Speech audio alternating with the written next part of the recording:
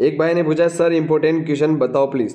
तो आज अपन इस वीडियो में डिस्कस करेंगे very very important questions anatomy और फिजियोलॉजी के। ठीक है, तो देखते हैं गाइस। तो आज आपने थंबनेल देखकर पहचान लिया होगा कि आज अपन एनाटॉमी और फिजियोलॉजी के इंपॉर्टेंट क्वेश्चंस को डिस्कस करने वाले हैं। और मैंने जो इंपॉर्टेंट क्वेश्चन है वो 2015 से लेकर 2019 तक की जो एग्जाम हुए हैं RUHS BSc nursing part first के, उनमें से छाटे, उनमें से भी वेरी वेरी मोस्ट इंपॉर्टेंट है। और ये इस एग्ज़ाम में 2023 का एग्ज़ाम होने वाला है, उसमें वेरी वेरी मोस्ट इंपॉर्टेंट है ये आने की चांसेस। ठीक है, तो मैं आपको क्वेश्चन एक एक करके बताता हूँ। ठीक है, तो पहला क्वेश्चन देखो, anatomy of heart and blood supply of heart.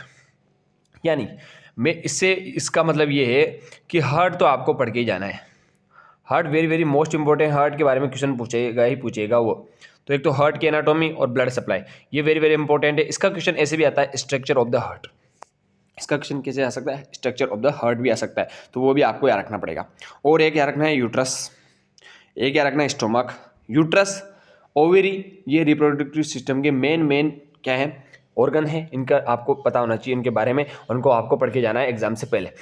Stomach हो गया, लोब्स ऑफ लिवर, यहाँ पर क्वेश्चन आया लोब्स ऑफ लिवर। मैंने उस पर राइट क्लिक इसलिए नहीं किया क्योंकि लोब्स ऑफ लिवर नहीं आता क्वेश्चन आता है लीवर। ये लोब्स ऑफ लीवर कोई बार आ जाता है, लेकिन लीवर मोस्ट इंपॉर्टेंट है। शॉर्ट नोट पूछा जाएगा लीवर के बारे में। ठीक है, तो ये लीवर मोस्ट इंपॉर्टेंट है, लीवर और स्टोमक ये आपको पढ़ के जाना है। सेरिब्रम तो मैंने ऐसे राइट लगा रखा है कि अगर आप पढ़ना चाहो तो पढ़ सकते हो, सेरिब्रम ज़्यादा इंपॉर्टेंट नहीं है। अब देखो मोस्ट इंपॉर्टेंट क्वेश्चन है synovial joint. Synovial joint is the most important है। क्यों है साइनोवियल जॉइंट? क्योंकि जॉइंट में सबसे ज़्यादा जो एग्जामिनर का फेवरेट क्वेश्चन है वो बनता है साइनोवियल जॉइंट, या फिर इसके टाइप्स ऑफ साइनोवियल जॉइंट, ये भी क्वेश्चन आ सकता है। ठीक है, तो आपको ये अच्छी तरह से पढ़ के जाना है। अगला है मेल रिप्रोडक्टिव जो ऑर्गन है उसको एनुमरेट करो, उनके नाम लिखो और details about testis with knee diagram. देखो ये इसने 12 नंबर में क्वेश्चन पूछा है, लेकिन इसने क्या कहा है, मेल रिप्रोडक्टिव जो ऑर्गन है उनको एनुमरेट करो, एक तो ये ठीक है। लेकिन जो टेस्टिस वाला क्वेश्चन है, मैंने इसको राइट क्लिक इसलिए किया है टेस्टिस की वजह से, क्योंकि टेस्टिस बहुत बार वेरी फेवरेट क्वेश्चन है। टेस्टिस को वेरी वेरी इंपॉर्टेंट है, ये इसका शॉर्ट नोट भी आ जाता है 4 नंबर में। ठीक है, तो आपको ये अच्छी तरह से पढ़ के जाने हैं, पूरे क्वेश्चन मैंने आपको यहाँ पे बता दिए। अब अगला पेपर में देखते हैं। अगले पेपर में देखो मैंने राइट क्लिक कर रखा है, एक तो कर रखा है मैंने circle of Willis. Circle of Willis का मतलब है blood supply of brain. Blood supply की मैं बात करूं, ब्लड सप्लाई 3 ऑर्गन की आपको मेनली इंपॉर्टेंट है। एक चार ऑर्गन की, एक तो है हार्ट में मैंने बता दिया आपको ब्लड सप्लाई, ब्रेन की, किडनी की है, और एक है लीवर की। इन चारों ऑर्गन की ब्लड सप्लाई आपको पढ़ के जानी है। इन चारों में से एक ब्लड सप्लाई आपको वहां पर एग्जाम में मिल जाएगी, मेरी गारंटी है। ठीक है, तो आपको ये देख लेना है। अगला है यूरेथ्रा और हिस्टोलॉजी ऑफ ओवरी। मैंने कहा था ओवरी और यूट्रस ये आपको पढ़ के जाना है, रिप्रोडक्टिव ऑर्गन है फीमेल वाला, उसमें से यूरेथ्रा आपको पढ़ के जाना है। यूरेथ्रा क्यों है इंपॉर्टेंट है मैं बताता हूँ, क्योंकि यूरेथ्रा जो होता है वो यूरिनरी सिस्टम का और रिप्रोडक्टिव सिस्टम का दोनों का क्या है, मेन मतलब कॉमन पाथवे है, ये है, कॉमन ऑर्गन है, तो इसलिए यूरेथ्रा इंपॉर्टेंट है। वो भी पूछ लेता है। अब देखो अगला है extra ocular muscles. Extra ocular muscles, या फिर इसकी जगह क्वेश्चन ये भी आ सकता है कि मसल्स ऑफ आई। ठीक है, तो मसल्स ऑफ आई आपको पढ़ के जाना है, तो इंपॉर्टेंट है। एक्स्ट्रा ओक्यूलर मसल या मसल्स ऑफ आई, ये क्वेश्चन आ सकता है। ठीक है, तो आपको ये याद रखना है। अब आपको देखो स्ट्रक्चर ऑफ हार्ट, वापस क्या है स्ट्रक्चर ऑफ हार्ट, 2016 का पेपर है। स्ट्रक्चर ऑफ हार्ट आ चुका है वापस। एपिथेलियल टिश्यू तो आपको पढ़ के जाना है। टिश्यू वाला जो चैप्टर है वो आपको पढ़ के जाना है। टिश्यू में एपिथेलियल टिश्यू और कनेक्टिव टिश्यू इंपॉर्टेंट है, ये क्वेश्चन आने की संभावना है इन टिश्यू में से। लिम्फ नोड, लिम्फेटिक सिस्टम में एक तो लिम्फ नोड है और स्प्लीन है, इन दोनों को आपको रट लेना है, मैं कह रहा हूँ रट लेना है, इनका क्वेश्चन आने के बहुत ज़्यादा संभावना है। तो लिम्फ नोड तो आपको पढ़ के जाना है, और एक स्प्लीन में बताऊँगा आपको आगे। तो ग्रोस स्ट्रक्चर ऑफ किडनी, अब एक यूरिनरी सिस्टम में से मैं आपको 2 ऑर्गन बता रहा हूँ, एक तो किडनी बता रहा हूँ, एक यूरिनरी ब्लैडर। इनकी anatomy very very most important है, आपको ये पढ़ के जानी है। ठीक है, अगला क्वेश्चन है वेंट्रिकल ऑफ द ब्रेन के वेंट्रिकल। 4 वेंट्रिकल होते हैं, ऐसे तो 3 होते हैं, लेकिन उनको 2 को एक साथ जोड़ा जाता है, तो 4 होते हैं। ठीक है, तो ये वेंट्रिकल ऑफ द ब्रेन आपको पढ़ के जाना है। अगला क्वेश्चन मैं आपको बताता हूँ अगले इसमें 2017 के एनाटॉमी में चलते हैं। इसमें देखो पहला क्वेश्चन है यूट्रस, आ गया वापस, तो uterus very very most important मैंने लगा रखा है। अगला है स्ट्रक्चर ऑफ किडनी, वही किडनी की वापस स्ट्रक्चर आ चुकी है। वापस घूम के क्वेश्चन आ रहे हैं, तो वही क्वेश्चन वापस दोबारा पूछे जाते हैं। वही हिस्टोलॉजी ऑफ स्टोमक आ गया, स्टोमक की हिस्टोलॉजी पूछ ली, तो स्टोमक तो वेरी वेरी इंपॉर्टेंट लगा ही रखा है मैंने। ब्लड सप्लाई पूछ ली हार्ट की, तो मैंने कहा ना ब्लड सप्लाई तो किसी की पूछेगा, एक क्वेश्चन तो ब्लड सप्लाई का पूछेगा, तो हार्ट की ब्लड सप्लाई पूछ ली इसमें से। एपिथेलियल टिश्यू टिश्यू में से पूछेगा एपिथेलियल टिश्यू या फिर कनेक्टिव टिश्यू पूछेगा।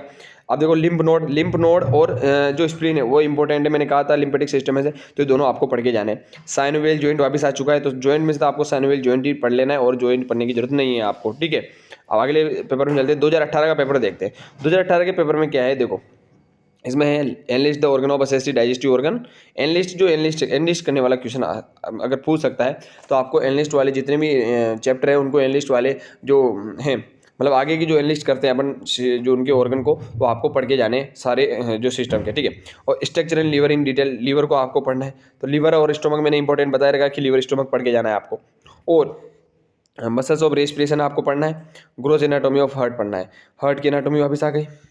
मसल्स ऑफ रेस्पिरेशन की मसल्स डायफ्राम होता है और इंटरकोस्टल मसल होती है, ये आपको पढ़ के जाना है। ये फिजियोलॉजी में भी क्वेश्चन पूछे जाते हैं, एनाटॉमी में पूछे जाते हैं, फिजियोलॉजी में भी ये क्वेश्चन पूछे जाते हैं, मसल्स ऑफ रेस्पिरेशन।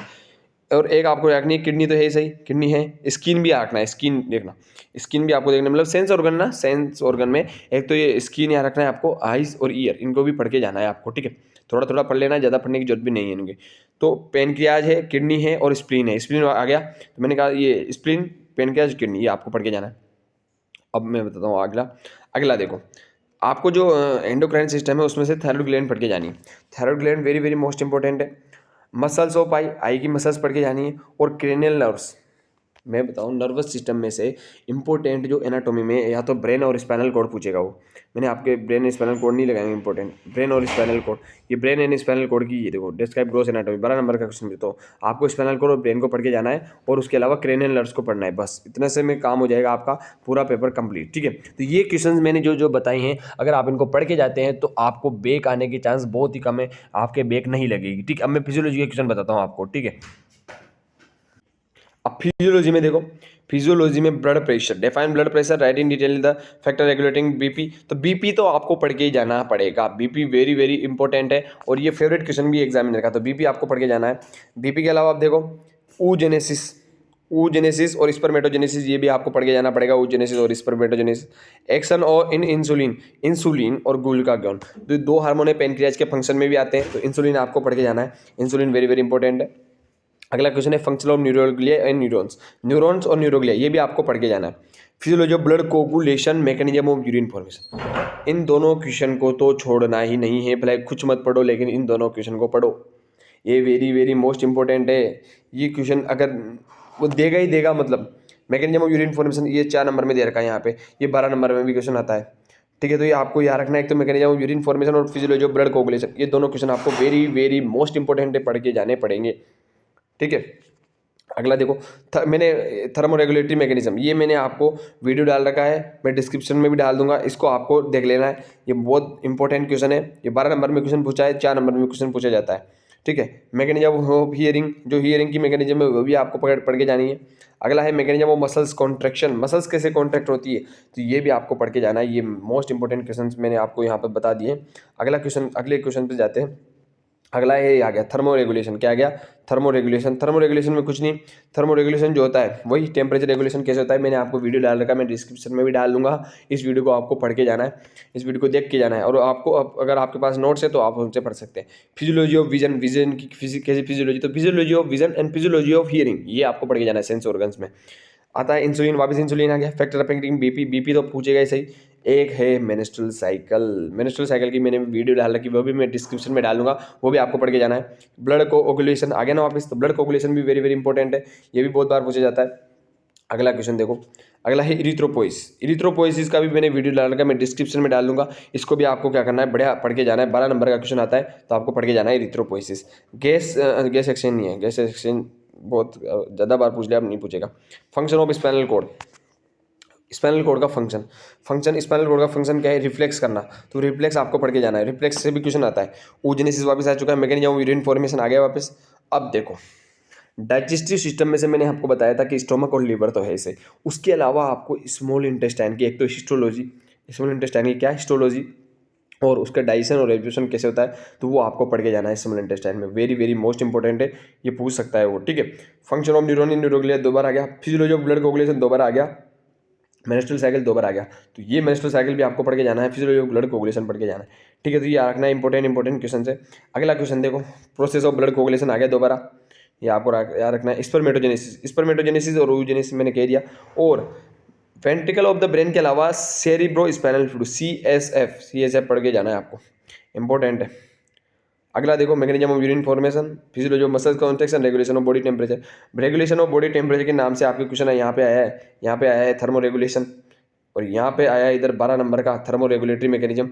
देखो 3 बार क्वेश्चन आ चुका है, मैंने इसके ऊपर वीडियो भी बना रखा है, आप उसको देख सकते हो, बहुत अच्छे से बताया मैंने आपको, और आप उसको देखकर जा सकते हो, ठीक है।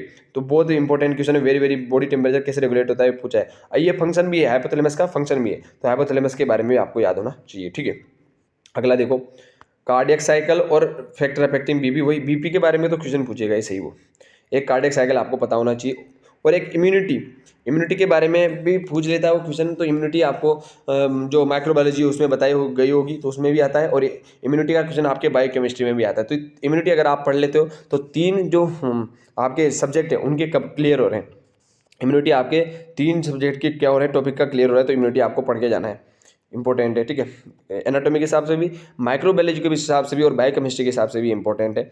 अब अगला आता है मैकेनिज्म ऑफ मसल्स कॉन्ट्रैक्शन। वही मैकेनिज्म मसल्स कॉन्ट्रैक्ट कैसे होती है वो आपको इसमें देखना है। ये रिफ्लेक्स एक्शन, देखो ये फंक्शन ऑफ है स्पाइनल कॉर्ड का, फंक्शन है रिफ्लेक्स एक्शन, तो ये आपको पढ़ के जाने हैं। मैंने बता दिया आपको मोस्ट इंपॉर्टेंट क्वेश्चंस, अगर आप इनको पढ़ लेते हैं तो आपको बैक नहीं लगेगी, ठीक है।